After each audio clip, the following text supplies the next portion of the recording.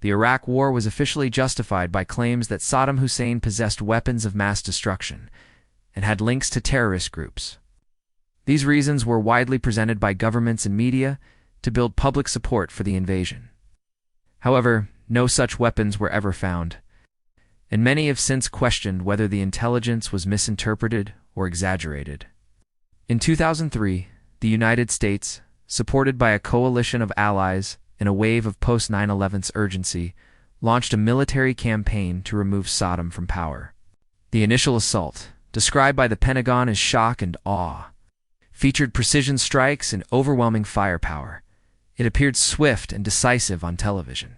But the reality on the ground was far more complex and tragic.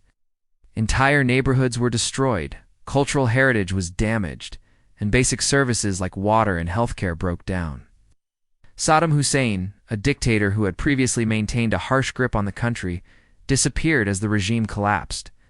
While the government fell quickly, Iraq descended into years of instability and violence.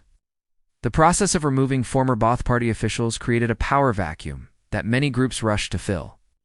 Militias, insurgent factions, and foreign interests all vied for influence. Reports of prisoner abuse and torture at places like Abu Ghraib severely damaged the reputation of the occupying forces and raised difficult questions about the nature of the intervention. Reconstruction efforts were plagued by mismanagement and corruption, further frustrating the Iraqi people. The human cost was staggering. Tens of thousands of Iraqi civilians lost their lives, though the exact number remains debated. Thousands of coalition soldiers also died or were severely injured. Despite the enormous consequences, few of those who planned and authorized the war faced legal or political accountability.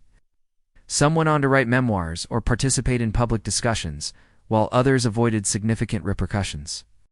One of the most troubling outcomes was the rise of the Islamic State, which capitalized on the chaos following the invasion. The sectarian divisions between Sunni and Shia communities deepened, fueling further violence and instability. Iraq struggled not only as a state, but also as a symbol of the challenges involved in rebuilding a fractured society.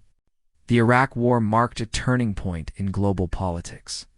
It reshaped perceptions of Western leadership and the promises of democracy and freedom. Whether viewed as a strategic error or a complex geopolitical decision, the war left a lasting impact on millions of lives and continues to influence international relations today.